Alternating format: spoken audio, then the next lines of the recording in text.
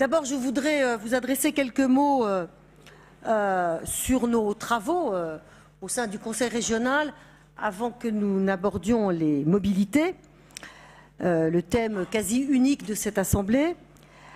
Alors, quelques mots pour vous dire d'abord que nous travaillons d'arrache-pied sur la contractualisation avec les territoires, avec tous les territoires, qu'ils soient urbains ou ruraux.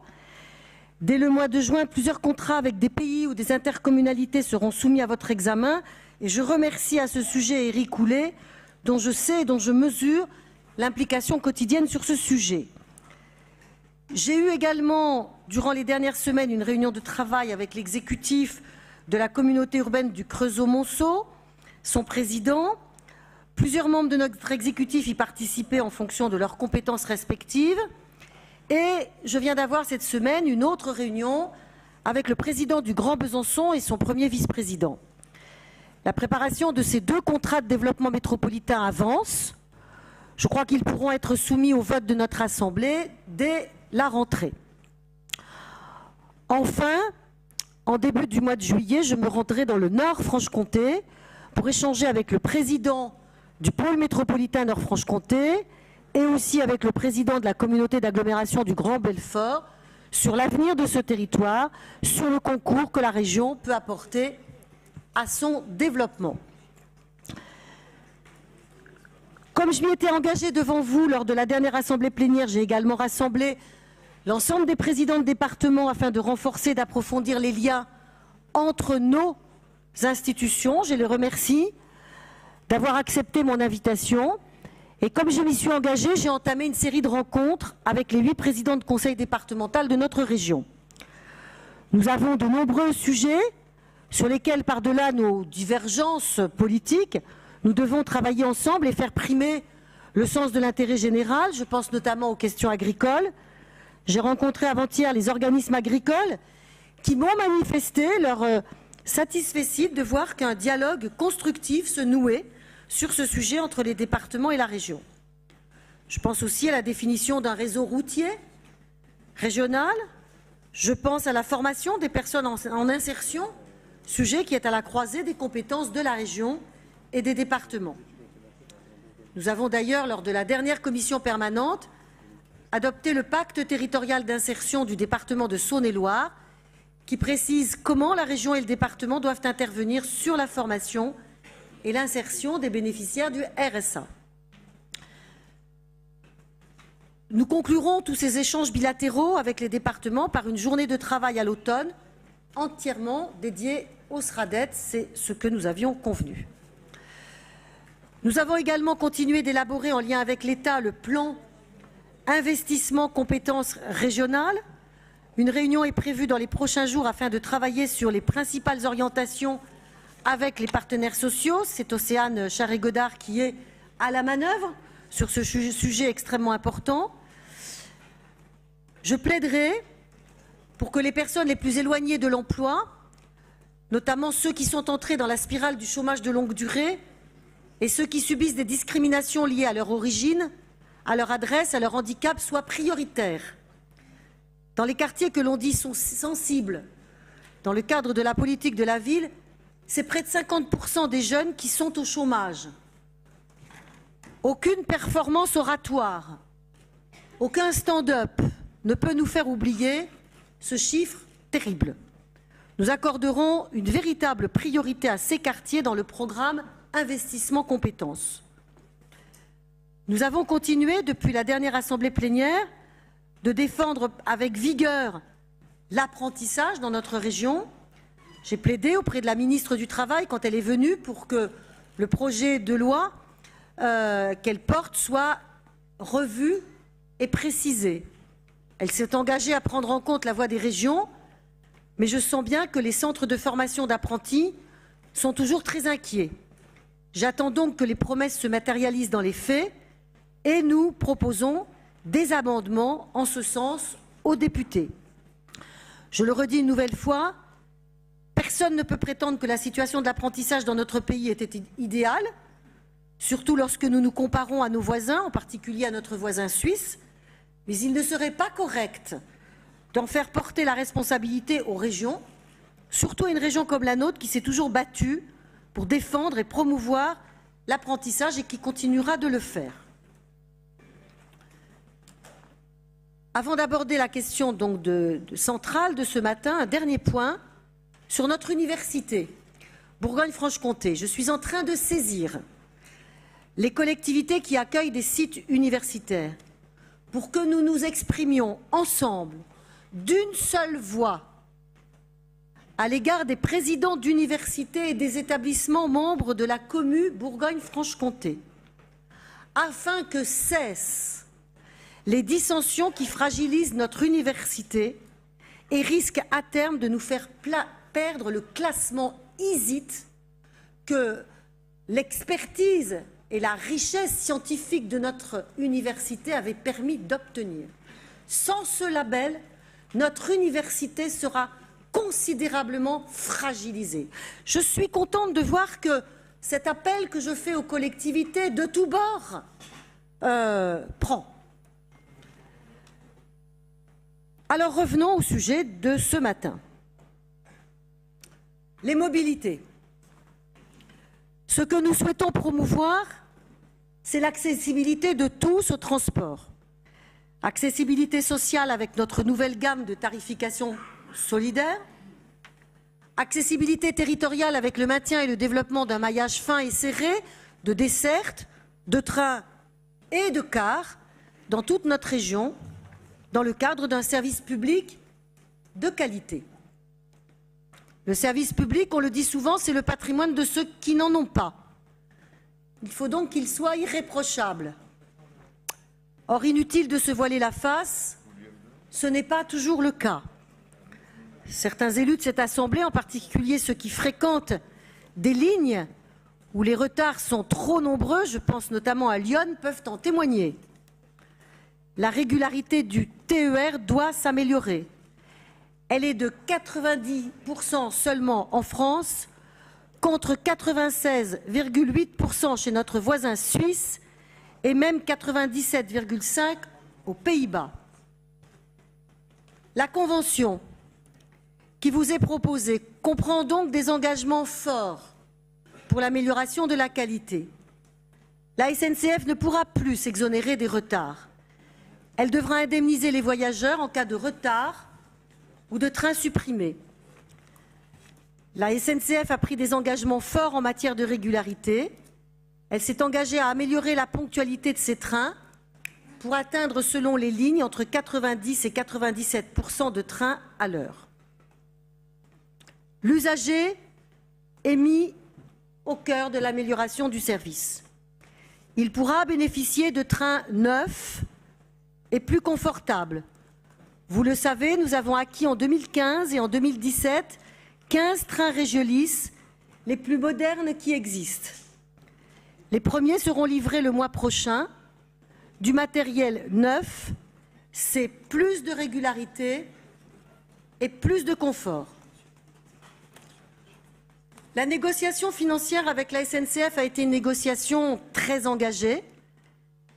Elle nous permettra d'offrir aux Bourguignons et aux Franc-Comtois 13 trains supplémentaires chaque jour dès 2018 et 24 trains supplémentaires en 2019, soit au total 37 trains supplémentaires chaque jour en 2019, soit, c'est le chiffre qu'il faut retenir, 10 000 places de trains supplémentaires en 2019 pour les habitants de notre région. Tout cela sans que la contribution financière de la région n'augmente. C'était un point essentiel pour nous. Et aucun territoire ne sera oublié, ni les grandes villes, avec une amélioration de la desserte sur Dijon, Châlons, Mâcon, Besançon-Belfort, Dijon-Besançon, Dijon-Nevers, ni les territoires ruraux avec une amélioration de la desserte sur Nevers-Decize ou sur la ligne qui relie Étang-sur-Arroux et Autun. Le chemin de fer avait contribué à faire la République du XXe siècle en intégrant les campagnes dans l'espace national. Il doit contribuer aujourd'hui à faire l'espace régional en reliant fortement les moteurs de l'économie régionale que sont les plus grandes villes et les territoires qui ne connaissent pas le même dynamisme économique. Cette augmentation de l'offre, nous la faisons dans une perspective d'aménagement du territoire, parce que nous voulons un développement équilibré de notre territoire. Et c'est aussi le sens de nos investissements sur les petites lignes qui maillent notre territoire. La ligne des Hirondelles, la ligne des Horlogers, la ligne du Revermont, la ligne de la Bresse, le Lure-Épinal. Nous allons également investir dans la ligne importante qu'est la VFCEA. Investir sur ces lignes et les moderniser, c'est bien évidemment améliorer la vie des usagers, car la plupart des retards aujourd'hui sont dus au manque d'investissement que nous avons connu dans le passé. Toutes les régions ont agi auprès de l'État pour que ce dernier ne se retire pas des financements qui ont été prévus sur les petites lignes au contrat de plan. L'engagement a été pris, nous serons vigilants à ce qu'il soit respecté. Dans un contexte politique national chahuté, où certains mettent en cause la SNCF de façon irrationnelle, je voudrais dire que nous sommes heureux de vous présenter une convention de 8 ans parce qu'elle donne à la SNCF une vraie visibilité sur son activité. C'est un engagement de près de 2,4 milliards d'euros de la région vers la SNCF. Je crois que chacun doit mesurer la force de cet engagement. La SNCF n'a pas la rage. Il n'est pas utile de chercher à l'abattre.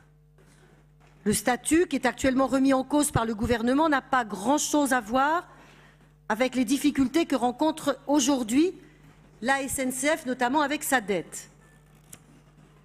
En tout état de cause, ce statut devra être remplacé par une convention collective et pour ma part, j'espère que cette convention collective apportera aux salariés un haut niveau de protection.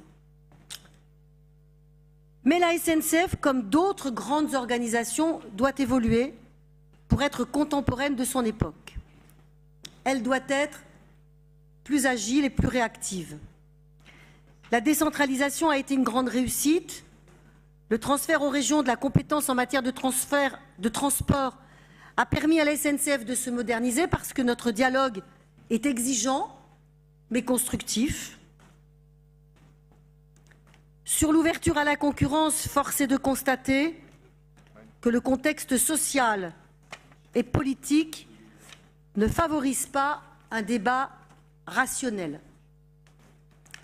Cette concurrence est prévue par un règlement européen pris en 2016 qui devra être transposé en droit français d'ici à la fin de l'année. Naturellement, il me semble qu'il vaut mieux l'anticiper que la subir, parce que subir, c'est ce qui s'est passé dans le domaine du fret, avec les conséquences que l'on sait. Le monopole d'exploitation dont bénéficie la SNCF depuis la loi Loty de 1982 va donc venir à son terme.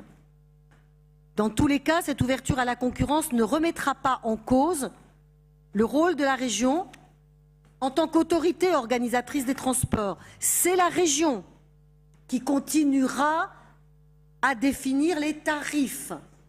C'est la région qui continuera à décider les dessertes. C'est la région qui continuera à fixer le cadre dans lequel l'opérateur, soit la SNCF, soit un autre opérateur, devra travailler, un peu à l'image de ce qui se fait en ville, avec les réseaux de bus ou de trams qui sont confiés par une ville à un opérateur de transport. C'est la différence entre une délégation de services publics et une privatisation. Dans cette assemblée, qui passe souvent des délégations de services publics dans tous les domaines, notamment dans le cadre de la formation, chacun sait la différence entre une délégation de services publics que la région maîtrise et une privatisation. Mais je crois que lorsque nous parlons à nos concitoyens, nous devons le dire et le répéter pour que les choses soient claires, et aujourd'hui elles ne sont pas claires. Dans tous les cas, la gestion des infrastructures ne fera l'objet d'aucune privatisation. Cette ouverture à la concurrence dans les transports n'a pas toujours produit des effets négatifs. Dans le transport aérien national, souvenons-nous qu'Air Inter avait, il y a encore une vingtaine d'années, un monopole. La fin du monopole a permis de développer l'offre, d'améliorer les dessertes et de faire baisser les prix. Mais la concurrence n'est pas une fin en soi. Nous pensons que c'est parfois un moyen pour améliorer la qualité du service pour l'usager, mais jamais une fin en soi. Ce n'est pas un impératif catégorique. Ceux qui en font un impératif catégorique, ce sont ceux qui croient à l'Europe de Jean-Claude Juncker. Et nous avons, nous, une autre vision de l'Europe. Lorsque l'ouverture à la concurrence est mal préparée, elle peut être néfaste. C'est pour cela que la région devra la réguler. Le rôle de régulateur, c'est le rôle que la loi nous donne et nous avons bien l'intention de continuer à l'exercer pleinement. Ce n'est en aucun cas une dérégulation puisque le régulateur, c'est nous et cela le restera. En tous les cas, je l'ai dit aux représentants des salariés de la SNCF lorsque je les ai rencontrés avec Michel Neugnot le 24 avril, ce changement ne se fera pas sans eux. Je souhaite qu'ils soient pleinement associés aux évolutions du service public, comme doivent l'être aussi les représentants des usagers. C'est une profonde erreur que de croire que ce changement peut être imposé depuis Paris sans concertation. Alors ce sujet est éminemment complexe. Il suscite des passions. Il est d'ailleurs tout à fait normal qu'une question aussi importante suscite des débats dans tous les rangs. Cependant, je vois bien qu'une confusion s'est installée entre les enjeux du débat national en cours et les enjeux du débat régional. Cette confusion nuit à la sérénité du débat dans notre Assemblée. Qui plus est, beaucoup dans la société civile, pas que dans mes rangs, messieurs de l'opposition, vous n'avez rien dit, mais j'ai tout entendu. Qui plus est, beaucoup dans la société civile ne se sont pas appropriés complètement ce sujet. Il faut donc continuer d'expliquer et faire preuve de beaucoup de pédagogie. Il faut laisser du temps au temps, disait souvent François Mitterrand. Et je crois que c'est le cas sur ce sujet. Conscient de cette confusion entre les enjeux nationaux et locaux, et au vu du vote du Césaire, Michel Neugnot, dont je salue le travail titanesque sur tous les dossiers présentés aujourd'hui, m'a proposé un amendement qu'il vous présentera. Je l'ai accepté. Il précise que les travaux préparatoires à l'ouverture à la concurrence d'une ligne ne seront lancés que sous réserve qu'une concertation publique entre les représentants des usagers, les représentants des salariés de la SNCF, SNCF Mobilité et la région ait conclu que cette ouverture à la concurrence présentait un avantage. Ce débat viendra donc en son temps. Cette concertation me semble en effet un préalable indispensable. Mais je crois que cette question de l'ouverture à la concurrence est l'arbre qui ne doit pas cacher la forêt de toutes les dispositions que nous avons à voter sur cette convention TER. L'essentiel est bien de proposer aux Bourguignons et aux Franc-Comtois des transports et des trains modernes, efficaces et ponctuels et à des prix abordables. C'est ce que nous nous proposons de faire à travers cette convention. Je vous remercie.